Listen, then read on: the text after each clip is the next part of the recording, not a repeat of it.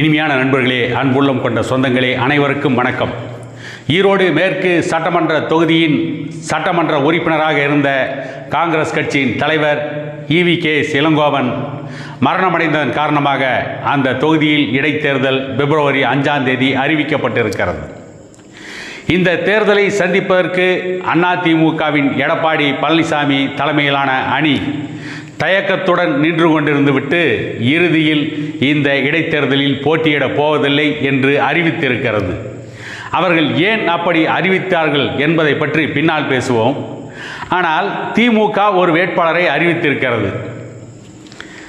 2016ஆம் ஆண்டு தேசிய முற்போக்கு திராவிடர் கழகம் விஜயகாந்த் கட்சியிலிருந்து அந்த கட்சியை உடைத்து கொண்டு வெளியேறிய முன்னாள் சட்டமன்ற உறுப்பினர் தேமுதிக கட்சியை சார்ந்த சந்திரகுமார் என்பவர் திமுகவில் இணைந்தார். அவருக்கு இந்த இடைத்தேர்தலில் போட்டியிடுவதற்கு திமுகவின் சார்பில் வாய்ப்பு வழங்கப்பட்டிருக்கிறது. இது சம்பந்தமாக ஈரோடு மாவட்டத்தில் திமுகவுக்குள் மிகப்பெரிய புகைச்சல்கள், மிகப்பெரிய முட்டல் மோதல்கள் எழுந்து கொண்டிருக்கிறது. என்னவென்று பார்த்தால், திமுகவிற்காக காலமாக உழைத்தவர்கள், பல ஆண்டுகள் திமுகவிற்காக உடல் பொருள் ஆவி அனைத்தையும் அர்ப்பணித்தவர்கள் இந்த ஈரோடு சட்டமன்ற தொகுதி இடைத்தேர்தலில் வேட்பாளராக அறிவிக்கப்படவில்லை. குறிப்பாக ஈரோடு மாவட்டத்தின் முக்கிய நிர்வாகியாக கருதப்படும் செந்தில்குமார் என்பவர்தான் இந்த ஈரோடு சட்டமன்ற தொகுதி இடைத்தேர்தலில் திமுகவின் வேட்பாளராக அறிவிக்கப்படுவார் என்று எதிர்பார்த்தார்கள். அவரை தேர்தலில் போட்டியிடுவதற்கு திமுக தலைமையிடம் விண்ணப்பிக்க சொல்லி திமுகவை சார்ந்தவர்களே சொல்லி இருக்கிறார்கள். அதை நம்பி அவரும் திமுக தலைமையிடம் தேர்தலில் போட்டியிட வாய்ப்பு கேட்டு விண்ணப்பித்திருக்கிறார். ஆனால் அவருக்கு போட்டியிட வாய்ப்பு மறுத்துவிட்டது. அதை பற்றி தன்னுடைய சமூக வலைதள பக்கத்திலே குறிப்பிட்ட அந்த செந்தில்குமார் என்கின்ற திமுகவின் முன்னணி பிரமுகர், தேர்தலில் போட்டியிடுவதில்லை என்று முடிவெடுத்திருந்தேன். ஆகவே தான் கடந்த நாடாளுமன்ற தேர்தல் கூட நான் சீட்டு கேட்கவில்லை. ஆனால் இந்த முறை கட்சியை சார்ந்தவர்கள் உங்களுக்கு சீட்டு கிடைப்பது உறுதி. ஆகவே நீங்கள் இந்த இடைத்தேர்தலில் போட்டியிடுவதற்கு சீட்டு கேளுங்கள் என்று சொன்னதால் நான் அவருடைய கோரிக்கையை ஏற்று திமுக தலைமையிடம் போட்டியிடுவதற்கு வாய்ப்பு கேட்டேன். ஆனால் எனக்கு வாய்ப்பு மறுக்கப்பட்டு விட்டது. ஈரோடு மாவட்டத்தை பொறுத்தவரை, இந்த ஈரோடு சட்டமன்ற தொகுதியை பொறுத்தவரை அதிமுகவிலிருந்து வந்த முத்துசாமி அமைச்சராக்கப்பட்டிருக்கிறார். அந்த தொகுதியில் எம்எல்ஏவாக நின்று வென்றிருக்கிறார். ஏற்கனவே மொடக்குறிச்சியிலிருந்து வந்த சுப்புலட்சுமி ஜெகதீசன், கணேசமூர்த்தி போன்றவர்களுக்கெல்லாம் ஈரோடு தொகுதியிலே வாய்ப்பு கொடுத்தார்கள். இதிலும் சுப்புலட்சுமி ஜெகதீசனும் அதிமுகவிலிருந்து வந்தவர்தான். 1980ஆம் ஆண்டு நாடாளுமன்ற தேர்தலில் திமுக வெற்றி பெற்றது. அதற்கு முன்பு 1977ஆம் ஆண்டு அதிமுக எம்ஜிஆர் தலைமையில் வெற்றி பெற்ற பொழுது அதிமுகவில் அமைச்சராக இருந்தவர் மொடக்குறிச்சி தொகுதியிலிருந்து தேர்ந்தெடுக்கப்பட்ட சுப்புலட்சுமி ஜெகதீசன் என்பவர். 1980ஆம் ஆண்டு நாடாளுமன்ற தேர்தலில் திமுக வெற்றி பெற்றதற்கு பிறகு அதிமுகவில் இருந்த நாஞ்சில் மனோகரனும் சுப்புலட்சுமி ஜெகதீசனும் அதிமுகவை விட்டு விலகி திமுகவில் இணைந்தவர்கள்.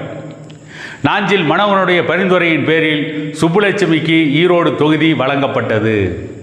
இப்படி தொகுதிக்கு சம்பந்தமில்லாதவர்களுக்கெல்லாம் ஈரோடு தொகுதியிலே போட்டியிடுவதற்கு வாய்ப்பை திமுக கொடுக்கிறது. தேமுதிகவிலிருந்து வந்த சந்திரகுமாருக்கு வாய்ப்பு கொடுத்திருக்கிறது. திமுகவிலேயே தொடர்ந்து பயணித்து கொண்டு திமுகவிற்கு உழைத்து கொண்டிருக்கிறவர்களுக்கு திமுகவிலே இந்த இடைத்தேர்தலிலே போட்டியிடுவதற்கு வாய்ப்பு கொடுக்கவில்லை. ஏற்கனவே திமுகவை சார்ந்த பல முன்னணி பிரமுகர்கள் ஈரோடு மாவட்டத்தில் ஓரம் கட்டப்பட்டு விட்டார்கள். அதிமுகவிலிருந்து வந்த முத்துசாமி இன்றைக்கு அமைச்சராக இருக்கிறார்.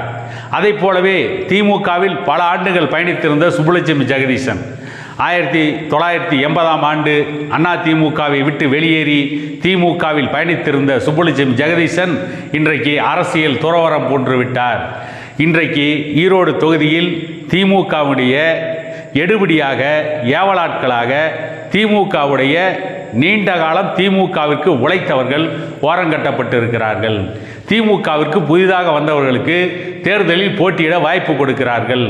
அதுவும் இடைத்தேர்தலில் திமுக வெல்லும், பல கோடிக்கணக்கான ரூபாய்களை கொட்டியாவது திமுக வெல்லும் என்கின்ற சூழலில் திமுகவின் முன்னணி பிரமுகர்களுக்கு வாய்ப்பு கொடுக்காமல் வேறு கட்சியிலிருந்து வந்த சந்திரகுமாருக்கு வாய்ப்பு கொடுத்திருப்பதால் திமுகவில் தேர்தல் வேலையை செய்வதில் மிகவும் சுணக்கம் காட்டுகிறார்கள்.